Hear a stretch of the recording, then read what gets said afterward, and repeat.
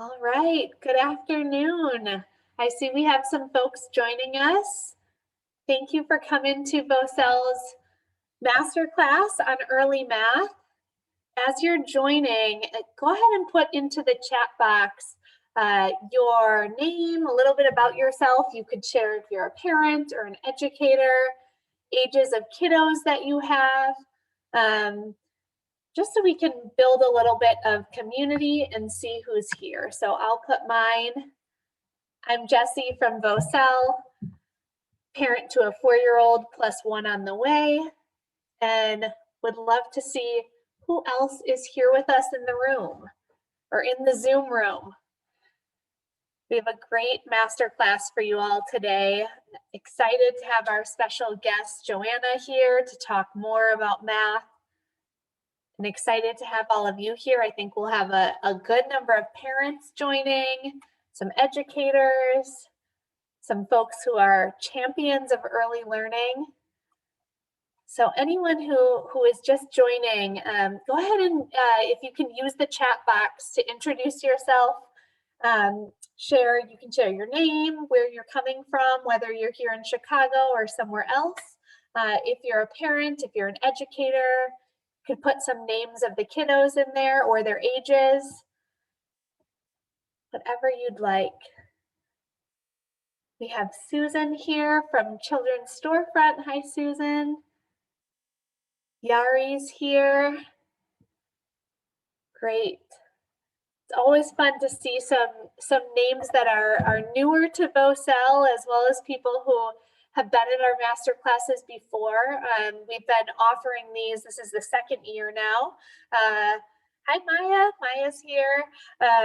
This is the second year now that we've been offering master classes and bringing in different experts to speak on different topics, and we'll continue through next month as well. Amy's here. Good to see you, Amy. Also, as folks are coming into the room, because it always takes a minute for people to get through that process and Zoom and all of that. Because we're talking about early math today, there's such a connection between playful, like songs and finger plays that we can use with children to focus on math skills. So if you have any favorites, any favorite songs or finger plays that might have to do with numbers or different things like that, feel free to throw those into the chat box too. We can get the resource sharing kind of kicked off right off the bat. So one of my favorites that I learned this year is Here is the Beehive. So I'm gonna throw that one up there. No need to put links though. Feel free to just, any titles of finger plays or songs that you love or your kids love. If you have little ones with you at home or in a classroom setting. Taya says 5 Little Ducks. Yeah. That's a good one. Love that one too. Hannah's here. Thanks, Hannah. And 10, yep, another good one. 10 Apples Up on Top is a fun math book. Great. Thank you for getting this resource sharing started right away. And I will share one more time for anyone who just came in the last couple minutes. I'm Jessie from Bocelle.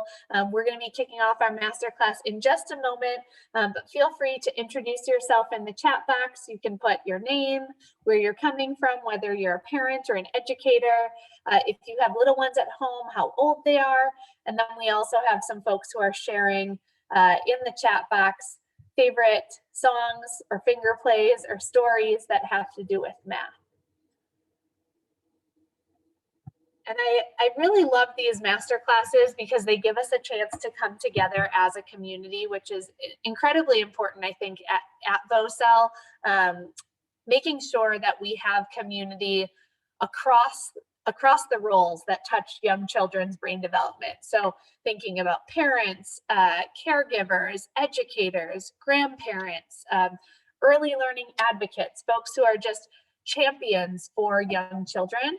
And so the masterclasses are an opportunity to bring all those people together into one space or one virtual space to learn together, but really united by this common bond that we care about young people, we want the best for them, and working side by side to make that happen. So like I said, I'm Jessie Ilhart. I'm the executive director at VOCEL, and this is our masterclass about early math, everyday moments to build the skills that matter most.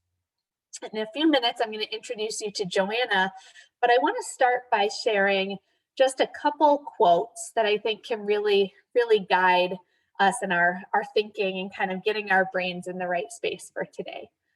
So this first one by Denise Gaskins is, learning math is an adventure into the unknown.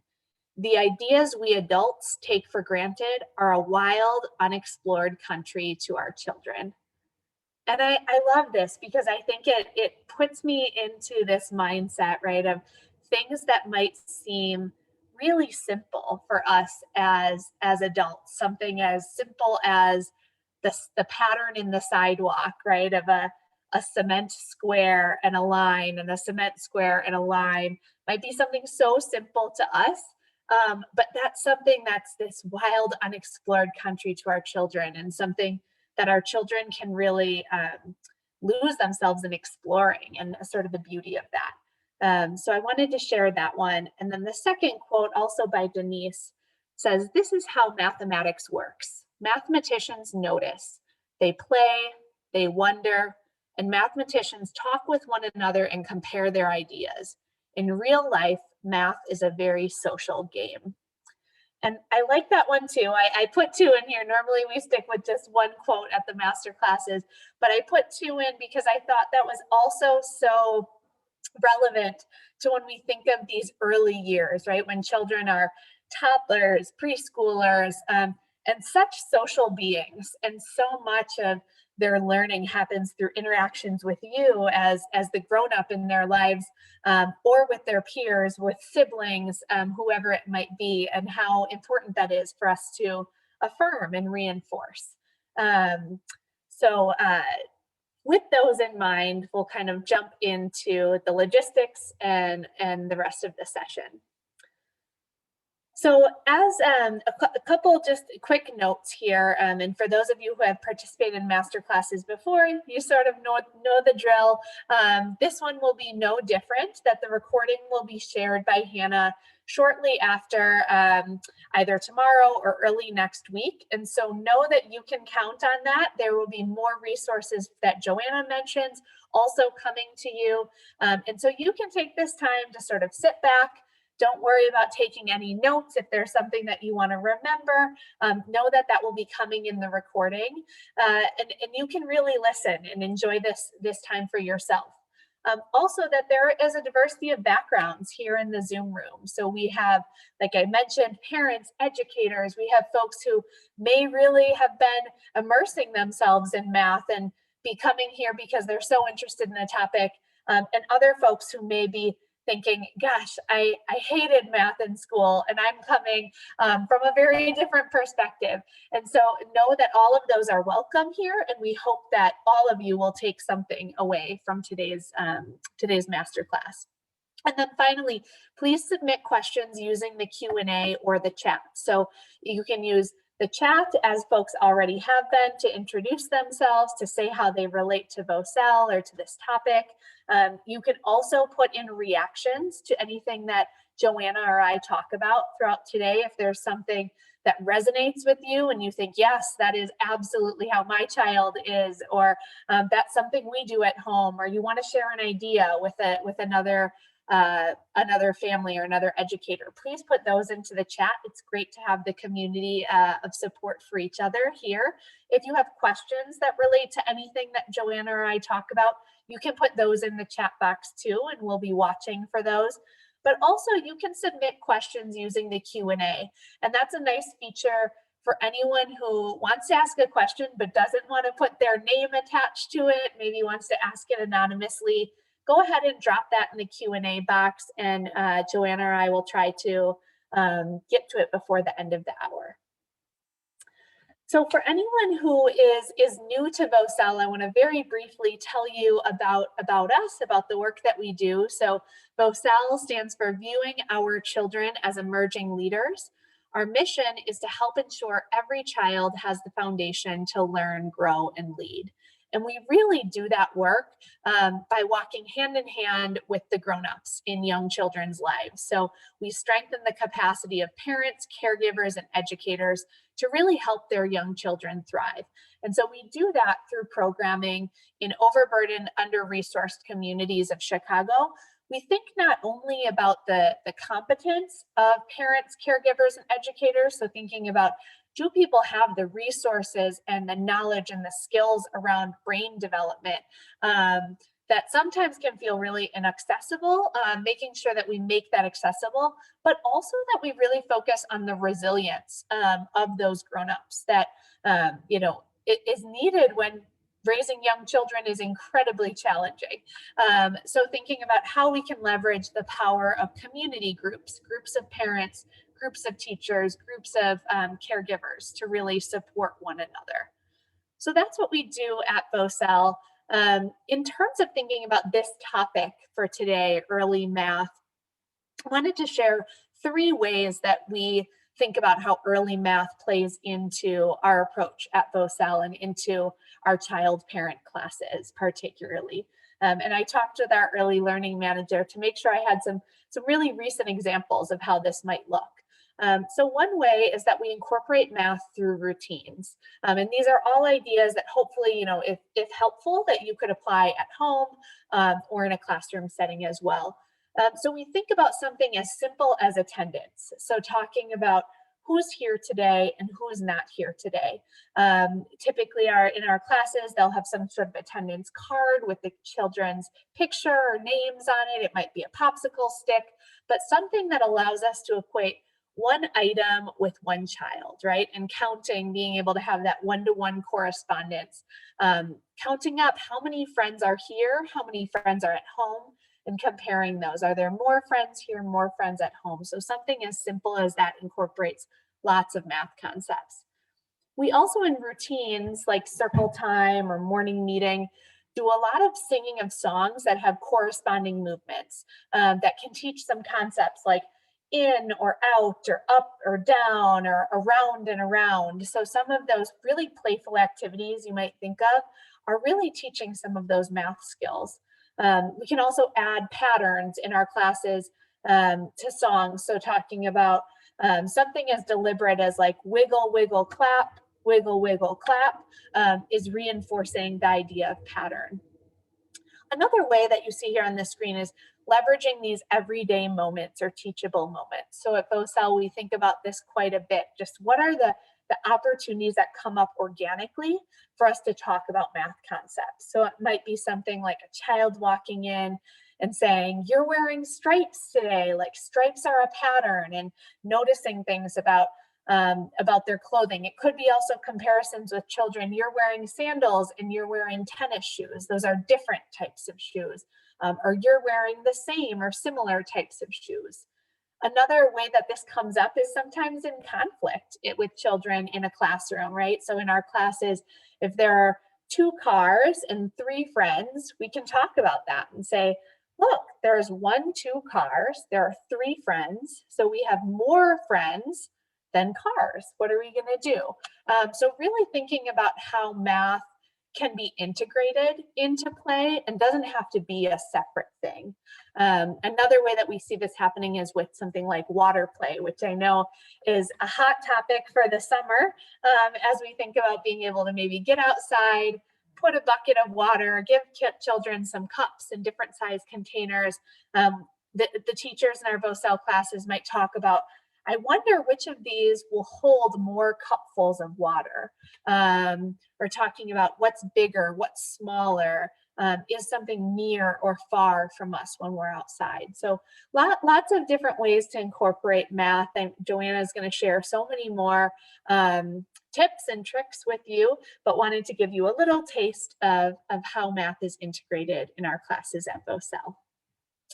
So at this point, I'm going to jump over to introduce you to Joanna. And Joanna is a doctoral research fellow at Erickson Institute's Early Math Collaborative.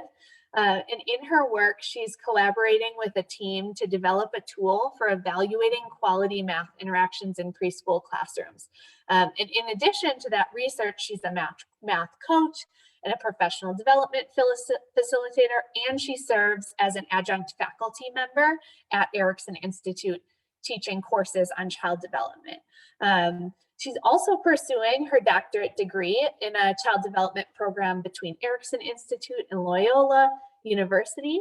And before the Early Math Collaborative, Joanna was a Head Start preschool teacher, so also has experience with kids in classrooms for several years and served as an education manager for a Head Start agency here in Chicago. So we are really excited to have her here tonight.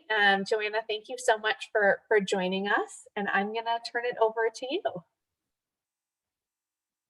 Hey, thank you so much, Jessie. Let me go ahead and share out my screen.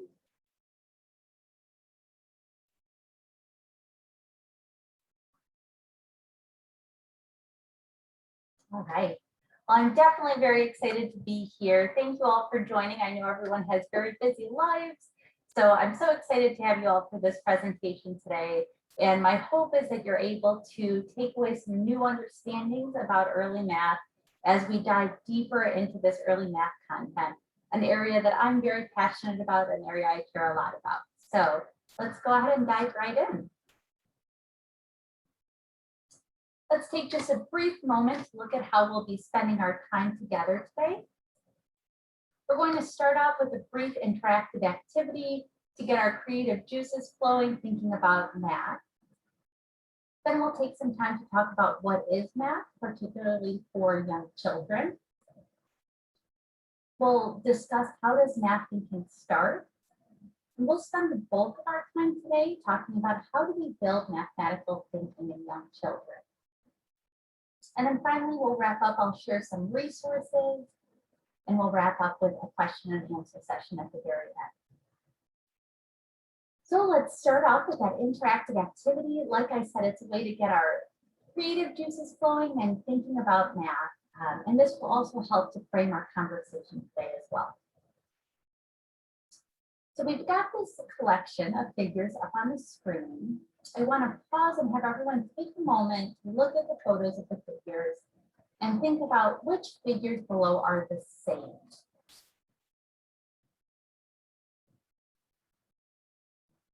And then ask yourself why. Once you think there's not a specific one right answer that I'm looking for, but once you have a good rationale of which figures you think are the same, you can use the letters in each section to help distinguish which figure you're talking about, figure A, B, C, or D. Go ahead and type in the chat. Which figures do you think are the same, and tell us why? So put your ideas briefly in the chat so we can see some of the thinking that's already going on. And again, there's not one right answer.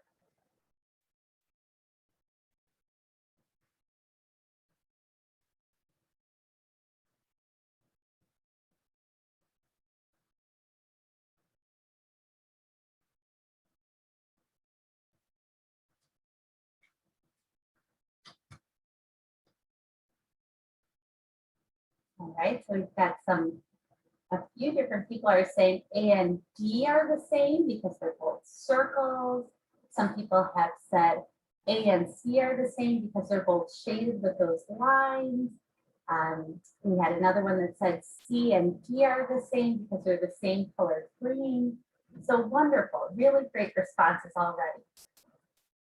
So looking at some of those reasons that we shared out, some of the ones that are in the chat, and others might have had other reasons too that you didn't have a chance yet to add in. But each of the figures can be talked about as the same in this collection as any other figure in this collection, right? So depending on if we're looking at color or the shading, the shape, it could be considered the same, each of these figures with another figure in the collection. But at the same time, we see that no two figures are exactly the same in this collection, right? Each figure is different, but at the same time, we see that they can also be considered the same. And it really matters what attribute, what characteristic we're talking about of that figure. Just like you all, we had some different reasons of what figures were the same and why in the chat, based on that attribute. Are we looking at color? Are we looking at shape? Are we looking at the shading versus not being shaded? So thank you all for participating in that activity. Like I said, we'll be coming back and using that to help frame our conversation as we're talking through some of the content today. So let's take some time to talk about what is math, particularly for young children. So like we see some of the figures that are up on the screen, many people, when we talk about math for young children, many people might think that math is just knowing number names, knowing shapes, shape names. But today we're going to see how math is much bigger than this. Math goes much farther than just rote counting and memorizing shape names, memorizing numeral names.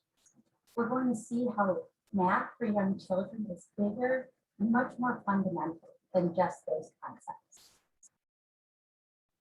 When we talk about math, we think about math as a logical way of thinking that allows for increasing precision. So we know that's what we're referring to when we talk about math.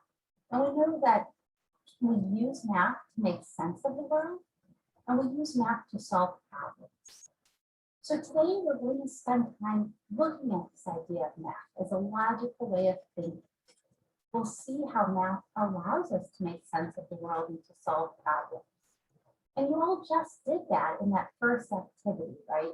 You all were using math as a logical way of thinking to make sense of which figures are the same, which figures are different. So today, as we're going through the presentation, I want to challenge you a bit. We've got a large group of people here who are attending, but I want to challenge you to come on your previous experiences with math. You might be coming in with some of your own personal experiences that make you think about math in a certain way. I want to challenge you to push your thinking, push your experiences, to be able to think about math beyond just numeral identification and shape identification. I want to challenge you to think about math as this logical way of thinking.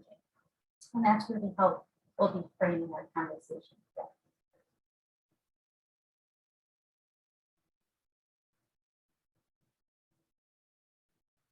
A couple of people say they can't hear very well. Hannah, is there anything that we can do differently to help with the audio?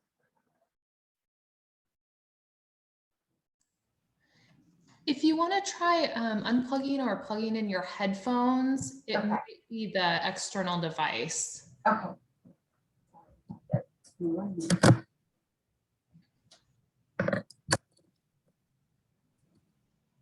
Okay, is that any better? Yes, that sounds better. Okay. Should I go back and say what I was saying? I don't know when we cut off. Was there anything that people wanted me to repeat before we move on? And let me know if that happens again. I apologize. Oh yes, we're getting feedback. Much better. If you want to start at the beginning of the slide or close to the beginning of the slide, that would be awesome. Okay, wonderful, wonderful. I apologize for that. Thank you all for letting me know. So what I was saying is I want to push our thinking beyond just that understanding that math is rote counting and identifying numerals, identifying shapes. We know that math is a logical way of thinking. It allows for increasing precision. It allows us to make sense of the world, solve problems. So I'm asking you all to challenge yourselves to think about math potentially in this newer way today as we're going through this content. Push yourself to see math as beyond just numeral identification and shape identification, because we know math is much bigger and much more fundamental.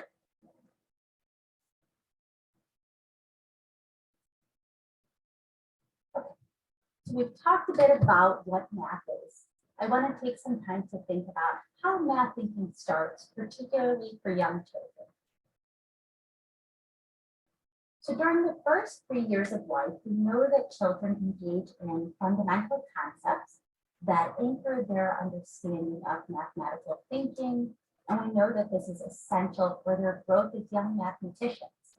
And we call these precursor concepts. And precursor concepts include attribute, comparison, pattern, and change. Precursor literally means to come before. And we believe at the Early Math Collaborative that children must engage in these precursor concepts before they are ready to attend to and engage with the big ideas of early math, which children typically engage with from 3 years old to 6 years old, so around preschool age. Big ideas of early math are key concepts that are organized into 9 key concepts. I've got them up on the screen. By no means do you need to have these memorized or know all of these concepts, but I did want to have them up for people to be able to start seeing and recognizing some of the language that we talked about, some of the concepts that we talked about. So within these 9 key concepts, there's big ideas within each of these concepts that are ideas that we want young children, preschool children, to engage with. It's not a checklist of skills that they must have, but it's concepts that we want to give children many opportunities to engage with. Now, like I said, you don't need to memorize these by any means, but I do want to point out that numeral identification is not one of the key concepts listed on the screen in purple. Numeral identification is a memorization task. Instead of focusing on something like memorizing numerals, we talk a lot about focusing on and building number sense for children. So number sense, when I talk about that, it refers to the ability to understand the quantity of a set and associating that with the name of that quantity. So a child, for example, who might have memorized a numeral, they might be able to see this numeral here, and they've seen that numeral enough, and they've heard the name of the numeral, but they might be able to see the numeral and say, that's a 3. But if that child doesn't have number sense, if you say, can you go get me 3 pencils or 3 crayons? A child without number sense isn't able to go get you accurately 3 pencils or 3 crayons. Similarly, if you focused on building number sense for a young child, and they've got number sense to 10, and you ask that child, can you get me 3 crayons? A child who has number sense understands what the quantity 3 looks like, how to be able to represent that in crayons and markers. So I want to point out that distinction, and again, push back to help people to think maybe outside of some of the ideas that you might have come into today's presentation. So one concept that is significant for both thinking about precursor concepts and the big ideas of early math is attribute. And we'll talk about that and refer to attribute a lot today. So I want to give a little more information and unpack what attribute means. So attributes are very basic and foundational across math concepts. They're properties or qualities that help us to describe and classify the world around us. So with that activity that we started today, we used attribute to help us to figure out which shapes were the same, which figures were the same, which figures were different, right? We were talking about the similarities and differences using attribute to help get our language very precise about why they were the same, why they're different. So if we focus on the attribute of color, 2 figures might have been the same because they were both orange. But if we focus on the attribute of shape, those same 2 figures might have been different because they were different shapes. So we use attribute to help us to be more precise, which again connects to that definition of math that I showed. That math is a logical way of thinking that allows for increasing precision to help us make sense and solve problems. And like I said, attribute is a concept that comes up across many of our different content areas in math. When we're looking at number operations, attribute helps to guide what kind of thing are we counting. So what is the unit? What is the set that we're talking about? So 3/4 are very different from 3 elephants, right? In size, in one is an animal, the other one is a form of currency. They're very different in many ways, but they're both the same if we're talking about the quantity of the set. So at the early math collaborative, we talked about down with naked numbers and the importance of naming our set. Is it 3 quarters you're talking about or 3 elephants? Did you want me to bring you 3 markers or 3 crayons? 3 of what? So making sure that we're naming that set, talking about naming, using number as an attribute of the set. When we're focusing on geometry, we're using attribute to help us talk about what kind of shape is it. We know that we define shapes by using attributes. Is it a shape that has straight lines? Is it a shape that has curved lines? Is it a shape that has corners? So we're using attribute to help us understand geometry. We use attribute when we're focusing on measurement, when we're talking about things like what kind of big is it? Is it very heavy or is it very light? Is it very long? Is it very wide?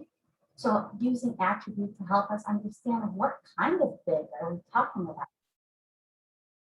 And we use attribute and data analysis as we're understanding what kind of question are we trying to answer? How are we going to sort our data? And how are we going to make sets to analyze our data? So a takeaway here is that attribute is very basic, but again, foundational across many, many key areas in mathematics.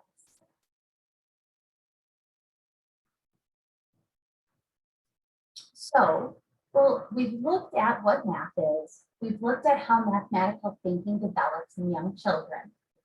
I'm going to shift gears now to spend the bulk of our time actually discussing how you can build mathematical thinking with young children that you care for, that you work with, you live with.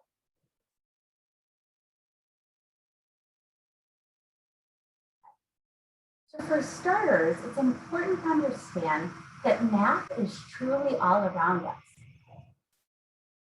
Okay, let me pause. And it looks like I'm getting some feedback from my audio. Yes, let me switch briefly.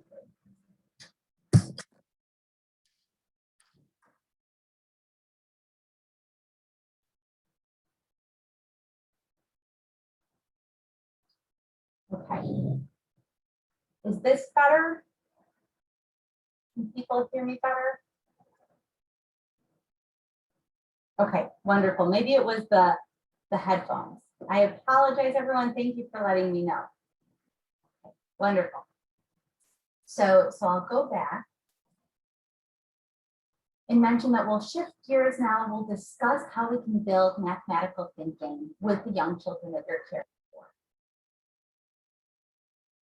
Okay, so for starters, I mentioned that it's important to understand math is truly all around us. We're going to see how you can infuse math inside your home, inside your classroom, outside when you're out in the world enjoying the summer. We'll also see how you can integrate math into everyday routines. Jessie mentioned this in her opening about the importance of integrating math into those routines that are happening on a consistent basis. You don't need to have this separate math time and think about that as the only time to infuse math into a child's life, right? Math can be happening really intentionally at all points of the day. Math is everywhere. So that's one key idea I want people to leave here today, understanding. And when people talk about literacy, they often talk about the importance of reading to your child every day. For math, I want you to think about talking to your child about math essentials every day. So when we're focusing on math essentials, there's so many different ways that we can talk to your child to be able to integrate math really intentionally into, like I said, in and outside of the home or the classroom. You can do so by describing attributes, like we were doing with those figures, right? By asking questions, by solving problems, and by trying to make sense of the world around us. As you're engaging in math essentials, you're engaging in math.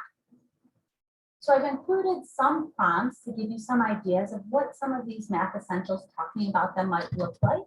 This is by no means an exhaustive list, but just a few ideas to try to get your, to try to have a better understanding of what these math essentials can look like in conversation. So if you're trying to describe attributes with a young child, you might say things like, I notice each of these shapes has straight lines. Or saying something like, these two are different because one is wide and the other is tall. If you're asking questions, you might say, what are we trying to do here? If you're trying to solve problems, you might ask things like, how could you figure this out? Is there another way to do it? Why would you do it that way? Why not try it this way?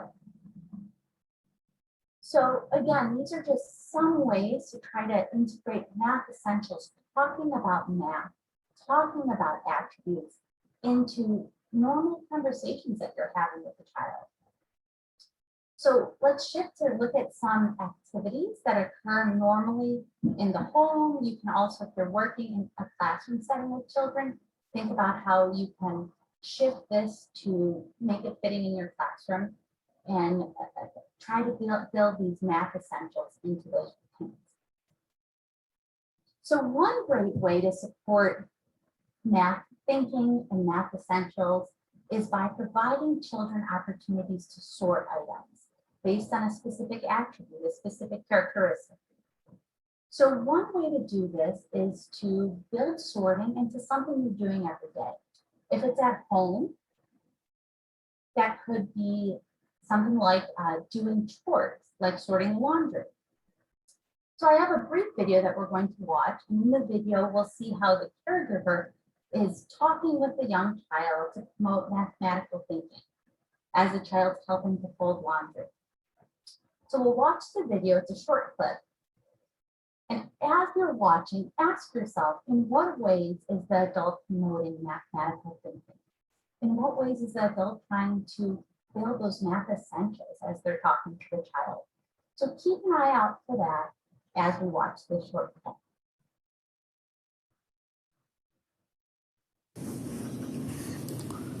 Oh, putting all the cream colored ones together.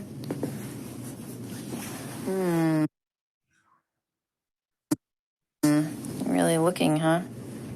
Doing a scavenger hunt. Let's see. Any more? Nope. No more cream colored ones? Now try these. Oh, okay, great.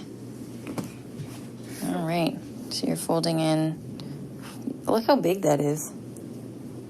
That's like the size of the baseball field. Is it? Yes. When you're all the way up here. Oh, that's what it looks like from far away. Yes. Like in a stadium? Yes. Yeah. Oh, I see. Fold in half and then in half again. Oh, okay. And then you got, That's what you fold it into eighths. Wonderful. And then you sorted it, right? Put it in the right pile with the other napkins like that. Oh, you're gonna do one more? Okay.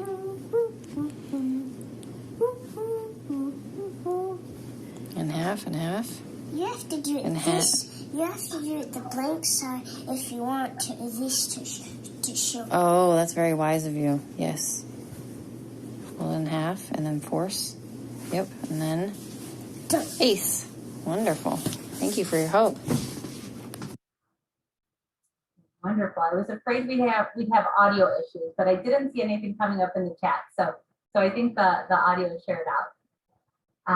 So I asked you to think about it. In what ways is the adult promoting mathematical thinking? In what ways was the adult trying to focus on those math essentials, asking questions, problem solving, describing attributes? So let's have, if people have ideas, and again, there's no right answer, there's no one answer. Go ahead and share in the chat any ways that you heard the adult talking through how to promote mathematical thinking, how to focus on some of those essentials.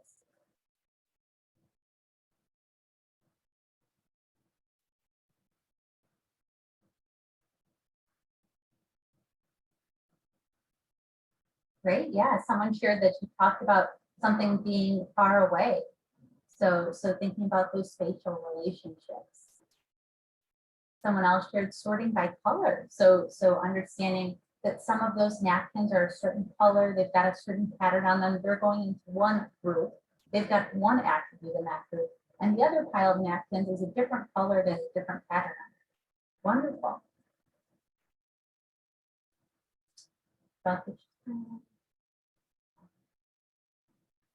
Yep, so folding in terms of numbers. So how many were there, the quantity in that set. Yeah, so putting up fractions by saying that the child was folding the napkin into 1/8. So this is a colleague, I think their son is 4, I want to say in this video. So we wouldn't have presented fractions to a young child, right, written down fractions. We're talking about it in this really authentic way of the way that the child has folded into 4ths and 8ths is a great way to be able to focus on some of those math essentials, describing what they're seeing. Great. And attributes, looking at the blank side versus the side with the design. Wonderful. Great suggestion. Great comment. Very keen eye that you already have from our first video. So that's great to see. Let's watch another video. We've talked about the importance of language with math and having those conversations, building in math essentials. In the next video, we're going to see a mother sorting silverware with her daughter at home, and they're doing it in their home language, Gujarati. Now, it's okay if you don't speak Gujarati, I don't, but even watching the video and seeing the interaction, even if you don't speak that home language, you can still get a good sense of the math that they're engaging in through the video. Let's go ahead and watch this one, and it seems like audio was okay in the last one. So. બીજું baby ચમચી મળી ગયું નાનું ચમચી આગળ જશે આ તો નાનું ચમચી એની અંદર ઊંઘી ગયો બીજું બેબી ચમચી બીજું ફોર્ક મળી ગયું આ બી બ્લેન્ડરનું ઓજાર મૂકે છે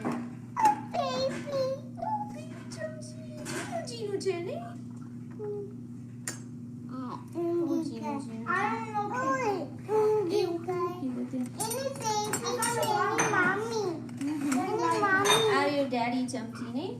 Daddy chumsy Yeah, daddy chumps. Bro, ભાત નું ચમચી અમે અહીંયા મૂકીએ છે.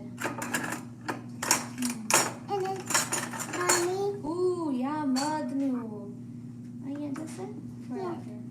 Okay, હવે ઘણું બધું થઈ ગયું. No, what? તો ચમચી મૂકી દો. More daddy chumsy. Yeah, મોટો daddy chumsy મળે છે. ફસાઈ ગયો અંદર. Oh, રાધા બરાબર ફસાઈ ગયો. So I wanted to show this clip in Gujarati to remind everyone of the strength that comes with using your home language. So families, teachers, I encourage you to talk, sing, do finger plays in whatever language you're most comfortable in at your home language. So in the video, the adult is talking in Gujarati with her daughter, and she's building foundational math skills with the child. And those math skills are going to be foundational in any language, in English, in Gujarati, but really this power of the home language and engaging in math, and talking and singing, and engaging in those math essentials in whatever language is most comfortable. So that's one thing I wanted to note about the video. But again, even if you don't speak Gujarati, by watching the video, you can get a good sense how the adult is encouraging the child to sort utensils. They're looking at what kind of shape it is, right? Is it a spoon? Is it a fork? That's going to designate which space it goes in the drawer. What size is it? The large spoons are going in a certain spot, the small spoons are going in a certain spot.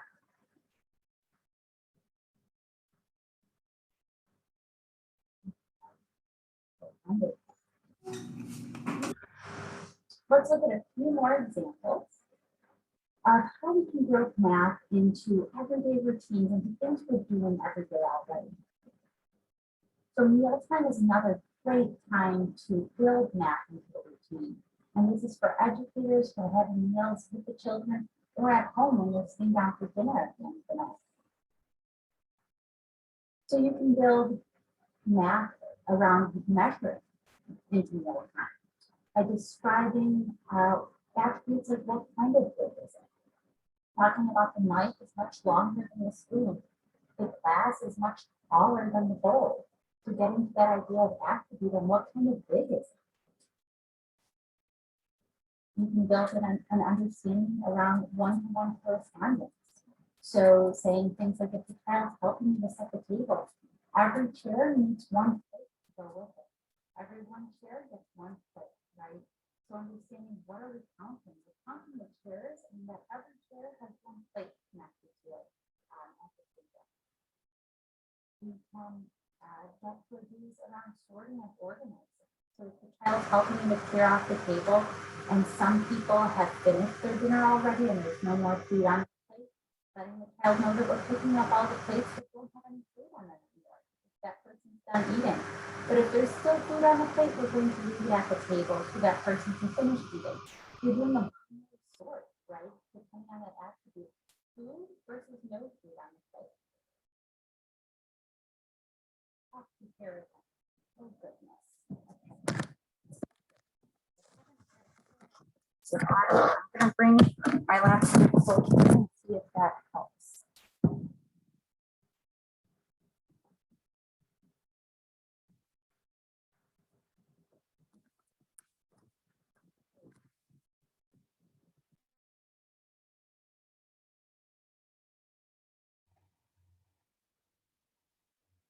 I think Joanna is moving. Thanks so much, Joanna, for trying to problem solve this while live.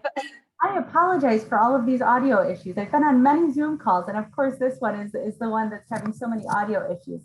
Is that better, Betsy? That sounds quite a bit better. Yeah. Okay. Okay. Let's hope the last few minutes go smoothly with audio and video. Okay.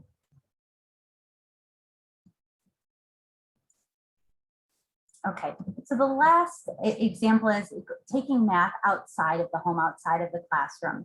So going on a walk. It's summertime, and this is a great time to take math outside of your homes and outside of the building. So one way, as you're seeing cars pass you on the street, thinking about counting those vehicles. Counting on our fingers, how many buses are we seeing on this street? How many red cars do we see versus how many blue cars we're seeing? So using that attribute of type of vehicle to help build some counting into there really authentically, right? If you're seeing different shapes outside in the environment, in the community, you're seeing these bricks, for example, on your neighbor's building, talking about, I spy bricks that have a rectangle shape on them. Can we find other rectangles in the community? Maybe after you found a lot of rectangles, finding shapes that have curved lines, right? Instead of straight lines. So building and talking about shapes in a really authentic way. If you've got stairs on your building that every day you have to go up the stairs and come down the stairs as you're entering and exiting your home, counting those stairs, counting on your way up is building that one-to-one correspondence. Counting on your way down, all of a sudden you counted 1, 2, 3, 4, 5, 6, and then counting backwards when you're coming out of your house, 6, 5, 4, 3, 2, 1 is a really authentic way to build in counting. To build number sense, if your child knows already, because we've done it many times, they know that there's 6 stairs there. You might stop on this stair here and ask them, how many more stairs do we need to get to the top? Oh, 2 more, representing that on your fingers as well. Jessie gave some great examples earlier at the start about spatial relationships and how you can really easily talk about those and build that into your conversation. Maybe if you see a squirrel, the squirrel is between 2 trees. The car is parked underneath the tree. Let's step over the small puddle and around the big puddle. So helping children to understand those spatial relationships as they're interacting in the environment. So all of these mathematical concepts on this screen and the ones we've talked about have focused on focusing on attribute and how that can really build so much math and math understanding for young children. So all of the activities, like I said, from sorting laundry to sorting silverware, mealtime, going on a walk, helps to build mathematical thinking with young children. We talked about focusing on these math essentials. So if I can leave you with one big understanding, it's talk to your children about these math essentials, engage them in these conversations.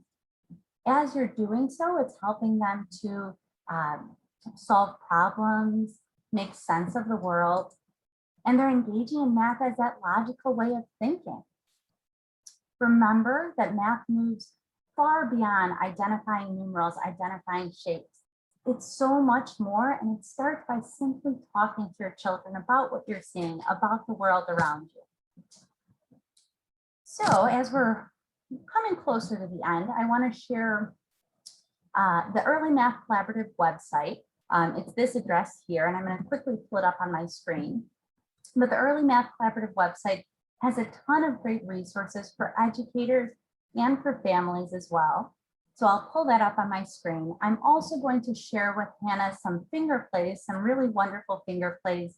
You all shared so many great ideas of finger plays that you loved as a child. And I've got a trove of many more that go beyond some of your typical ones that get to different math concepts and different math ideas.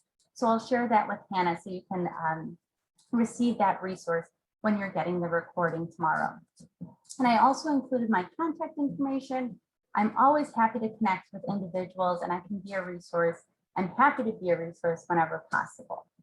So let me quickly pull up our website so I can show you what to look like and what to expect.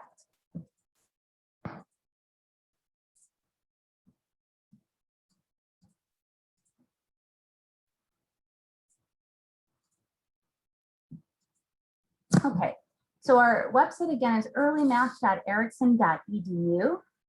When you get on the page, you can click on this idea library here. And the idea library brings you to this trove of great activities and resources. You can click on filter the idea library to be able to filter for different topics that you're looking for, age levels, to be able to filter the content. If you're interested in some of our family resources, you can type in family math and it'll search and bring up the family math related activities. Some of the activities that I shared today, you can find in the family math section. But go ahead and explore the website. You can see it lists the different topics, a short description. When you click on it, it actually opens it up to give you a more robust description. And one interesting thing that we're trying to move to on the website is including our activities in Spanish and in English. So you'll notice that a lot of them say en español también. So if you're interested in that, that's a great resource as well. So let me go ahead and stop sharing and let's save some time now for some questions. Thank you so much, Joanna, and really appreciate the trying to troubleshoot the tech challenges. I know we can never plan for when those are going to come in. So thank you so much. I know Maya just noted in the chat that the resource looks wonderful, and I agree, that website looks fantastic. Hannah can certainly share that link, and then we'll share it with you all afterwards as well. But I'm especially like thinking about how that filterable activity based, right, by age, and how great that is for going into the summer. Maybe, you know, some parents might have a little bit more time or need to fill those hours in the day. So thinking about some of those activities, it was I think we have time to look at least one question. If anyone else has other questions, put it in the chat. But there was a great question that came in, Joanna, via the Q&A.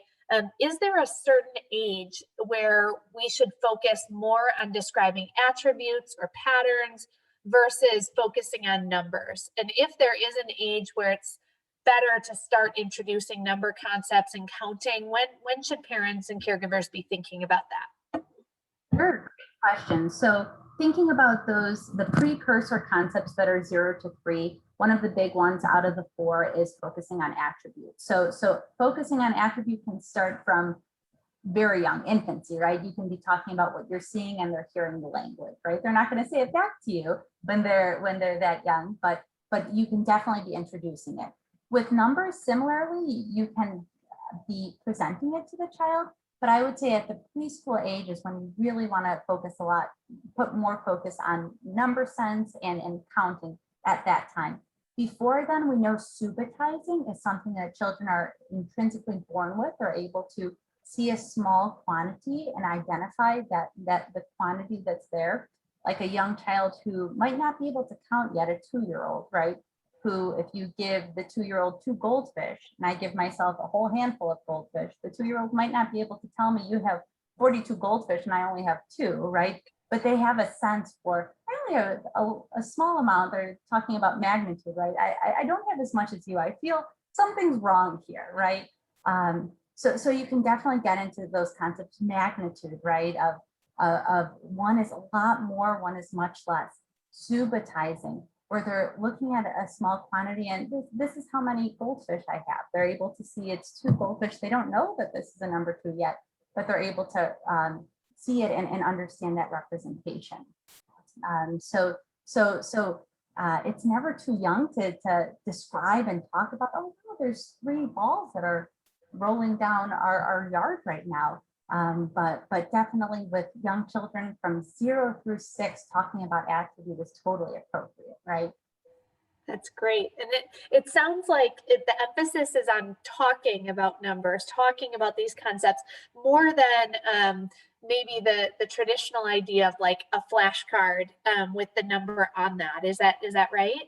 Absolutely. Being able to see and touch and feel what one cell phone looks like, right? Versus one feather. It's very different. When you've got the flashcards and children can only see it in one way, and that's where we get into memorization, that they can't actually understand what one means, but they've seen it enough times to be able to say, that's one, I've seen it and I know what that means. But getting to interact with the materials and having a sense for it takes it from an abstract concept to something that they've interacted with and that they can manipulate, right? So talking about it and interacting with those materials in an authentic way. It's great. Thank you so much. I know we're right about time here. So I want to say thank you again, a huge thank you to Joanna for being with us here tonight, and to all of you for joining. I want to quickly share that we do have one more masterclass coming up. So for this season of masterclasses, at least. So July 29th, we will have a masterclass focused on nutrition and that idea of sort of picky eaters. What does healthy eating really mean? That's a topic that's been requested by many parents. So know that one is on its way on July 29th. And our goal is to get this word out. So please follow along on our email. If you're interested in being added to our emails, you can let Hannah know. You could drop your info in the chat box. We'll add your email address to our listserv, or you can always find out about our master classes on our social media as well. So if you go to VOCEL Kids on Instagram or on Facebook, you can find out about our information there, or on our website, vocel.org has all of our events listed. So thank you again, Joanna. Thank you to everyone for joining, and we hope you have a great rest of your night. Thank you. And I apologize everyone for the tech issues. If there were things that were unclear or people couldn't hear, I'm happy to stay on and answer or fill in blanks for people. So thank you all for sticking around, and I apologize for those tech problems. Absolutely. It happens to us all. And anyone who has follow-up questions, even if you're not able to stay on, shoot a note to us at VOCEL, or Joanna put her contact information up there, and we'll be happy to connect with you individually as well.